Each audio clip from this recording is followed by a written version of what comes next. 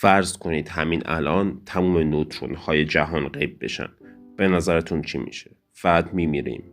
نه، قضیه خیلی پیچیده تر از مردنه. کل واقعیت از هم میپاشه. با من باشید تا ببینیم دنیای بدون نوترون چه جهنمیه. بیایید اول خیلی ساده ببینیم این نوترون اصلا چی کار است. هسته اتم از دو جزء تشکیل شده، پروتون و نوترون. پروتون ها بار مثبت دارند. حالا تصور کنید توی فضای خیلی خیلی تنگ چند تا پروتون رو به زور گذاشتیم کنار هم. اینها همدیگه رو به شدت دفع میکنن و میخوان فرار کنن. پس که اینها رو کنار هم نگه میداره؟ نوترون بار الکتریکی نداره، خنثیست، ولی یه چسب قوی داره به اسم نیروی هسته‌ای قوی. این نوترون میاد میشینه وسط پروتون ها و اونا رو کنار هم نگه میداره.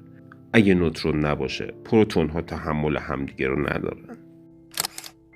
حالا برگردیم به سناریوی خودمون. ساعت 12 ظهر، شما نشستید دارید ناهار میخورید، یهو تمام نوترون ها غیب میشن. توی کسر کوچیکی از ثانیه چه اتفاقی میفته؟ اولین اتفاق فروپاشی آنی تمام مواده. صندلی که روش نشستید، میزی که جلوتونه، دیوارهای خونه و حتی بدن خودتون، همه اینا از اتم‌هایی ساخته شدن که توی هسته‌شون بیشتر از یک پروتون دارن، مثل کربن، اکسیژن و کلسیم. بدون چسب نوترون، نیروی دافعه پروتون ها آزاد میشه و هسته اتم ها منفجر میشه. یعنی توی یه چشم به هم زدن تمام ساختار ماده‌ای توی جهان به انرژی خالص و ذره های سرگردان تبدیل میشه. دیگه نه فلزی هست، نه سنگی، نه پلاستیکی و نه گوشت استخونی. وقتی گرد و خاک خوابید، چی باقی میمونه؟ یه دنیای خیلی خلوت. تنها عنصری که توی جدول تناوبی میتونه بدون نوترون زنده بمونه هیدروژنه. چرا؟ چون هیدروژن معمولی هستش فقط یه دونه پروتون داره. دیگه پروتون دومی نیست که دفعش کنه. پس نیازی هم به نوترون نداره. دنیای جدید ما تبدیل میشه به یه دریای عظیم و بی انتها از گاز هیدروژن. همین و بس. جدول تناوبی ما که 118 تا عنصر داشت الان فقط یه خونه داره. سوال مهمتر اینه که آیا حیات شکل میگرفت؟ بذارید با این لیوان آب شروع کنیم. فرمول آب چیه؟ H2O، یعنی 2 تا هیدروژن، یه دونه اکسیژن. توی دنیای بدون نوترون، اتم اکسیژن که 8 تا پروتون و 8 تا نوترون داره، همون اول کار متلاشی میشه. وقتی اکسیژن نباشه، آب هم نیست. وقتی کربن نباشه، دی ان ای ما هم به وجود نمیاد. پروتئین نیست و سلول هم به وجود نخواهد اومد. پس جواب کوتاهش اینه: هیچ حیاتی حتی در حد یه باکتری کوچیک هم نمیتونست شکل بگیره. دنیایی که توش نوترون نیست یه دنیای مرده، سرد و تاریکه که فقط توش گاز هیدروژن شناوره.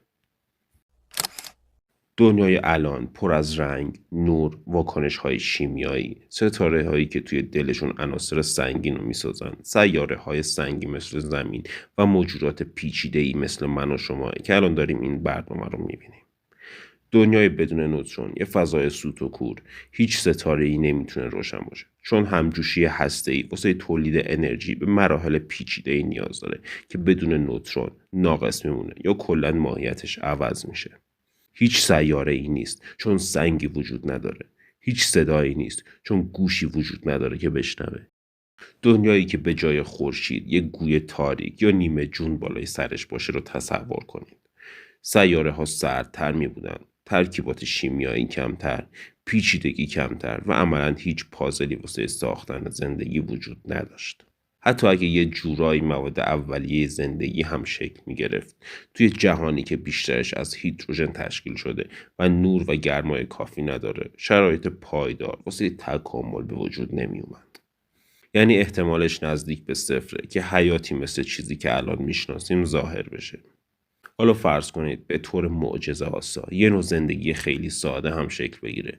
بازم اون دنیا هیچ شباهتی به دنیای امروز ما نداره.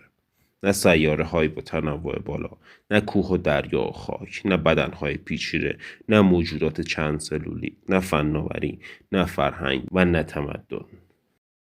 البته شاید چیزای عجیب و غریب دیگه ای شکل می گرفت، مثل یه جهان ساده، یه نواخت و بیشتر خالی.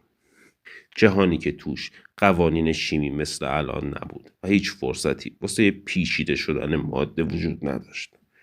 جهانی که بیشتر شبیه یک فضای خنثی و بی هیجان بود تا محل تولد ستاره ها و حیات. در واقع نوترون چیزی نیست که بشه ازش گذشت. همین ذره کوچیک که شاید به نظر بی اهمیت بیاد یکی از ستونهای اصلی ساختار جهانه. بدون اون همه چیز فرو میریزه، مثل ساختمونی که ستون وسطیش رو بکنی. پس خوبه دفعه بعدی که داشتیم یه لیوان آب میخوردیم یا به آسمون نگاه میکردیم یه تشکر ویژه از نوترون ها بکنیم.